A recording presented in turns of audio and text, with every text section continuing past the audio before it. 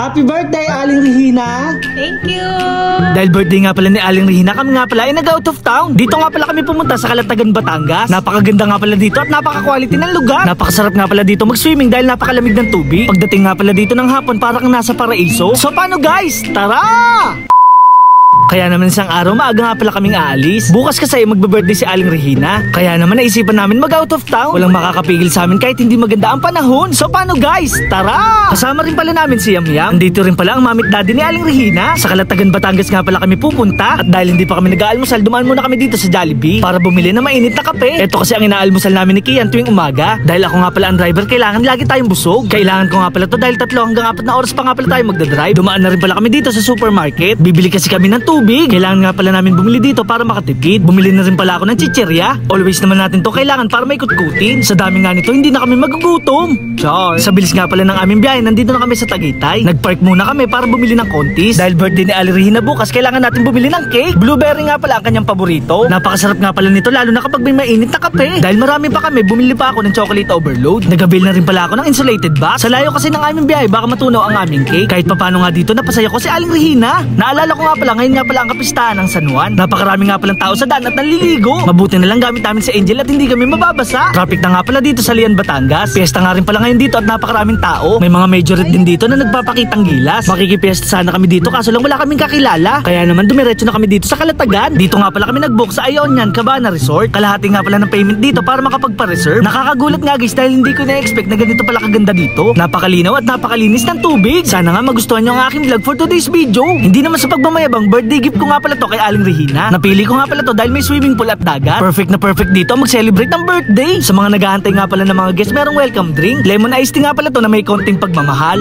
Char! Sa wakas nga ay ready na ang aming magiging kwarto. Big shoutout nga pala kay ate dahil siya ang ating naging tour guide. Pagbukas ng pinto, makikita mo dito na maaliwalas ang lugar. Bawal nga pala dito ipasok ang tsinelas. Makikita nga pala sa loob na meron 2 kama. May maliit na refrigerator at initan ng tubig. May malaking TV na rin dito at napakalamig na aircon. Ito naman ang kanilang CR. Napakalinis nga pala nito at napakabango. Napakalupit din pala dito ng kanilang toilet. Pipindutin mo lang to at may lalabas na tubig. Sobrang high-tech na talaga ng panahon ngayon. May shower na rin pala dito at heater. Maliligo ka na lang dito dahil meron ng tuwalya. May conditioner at shampoo na rin dito at body soap. May salamin na rin pala ditong touchscreen at umiilaw. Iniisip ko nga na meron ba nito sa Shopee. Mapunta naman tayo dito sa bandang likuran. Dati nga ay nakikita ko lang to sa Facebook. Sobrang ganda nga pala dito at napaka-steady. Habang naliligo nga ay pwedeng mo tong gamitin. Sa loob naman ay bawal manigarilyo. Safe na safe din pala dito ang ating mga kagamitan. Sa parking naman ay wala tayong paproblemahin. May malaking parking pa kasi to sa bandang likuran. 7,500 nga pala ang aming binayaran for 6 pack. Mag-i-stay nga pala kami dito within 22 hours. Bawal nga pala dito magdala ng pagkain. Pwede lang ang chips at water. Ito nga pala ang menu na pwede nyong pagpilian. Sa pagsiswimming naman ay meron mga policy. Paki-screenshot na lang sa mga nagbabalak pumunta. Huwag tayong matatakot lumangoy dahil meron tayong lifeguard. Ready na nga pala si Kian para mag-swimming. Hindi ko nga alam na napakagaling niya pala lumangoy. Ang lalim naman ng swimming pool dito ay 5.5. Sa bandang unahan naman ay meron lang 4 feet ang lalim. Bawal nga pala mag-dive dito baka pumutok ang ating ulo. May life vest din pala dito na pwede natin gamitin. Mabuti na nga lang kahit papaano marunong tayong lumangoy. Parang kami pa ngayon nag-i-enjoy kaysa sa my birthday. Sa totoo lang napakaganda talaga dito. Pwede dito ang mag-couple at magkaibigan, magtutropa at buong pamilya. Pagsapit naman ng gabi meron silang pailaw. Grabe guys, napakaganda. Napakatahimik nga pala dito at sobrang peaceful. Sa sobrang enjoy nga pala namin dito, inabot na kami ng dilim. Si Aling Regina naman ay gabi na naligo. Hindi kasi siya naliligo na may araw, baka siya ay mangitim.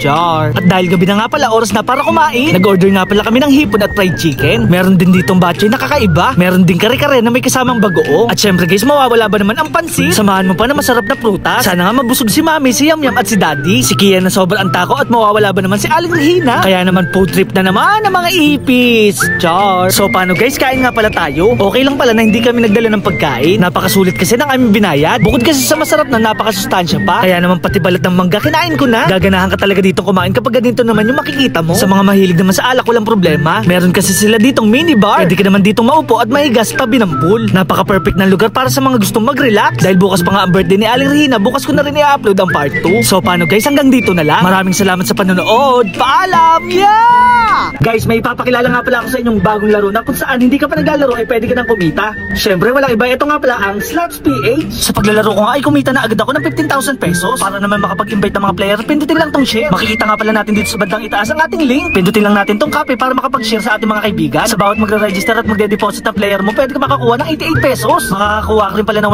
150 pesos na bonus galing kay Slots PH. Pwede ka ulit makakuha ng panibagong bonus kapag na-unlock mo ang panibagong achievement. Yeah,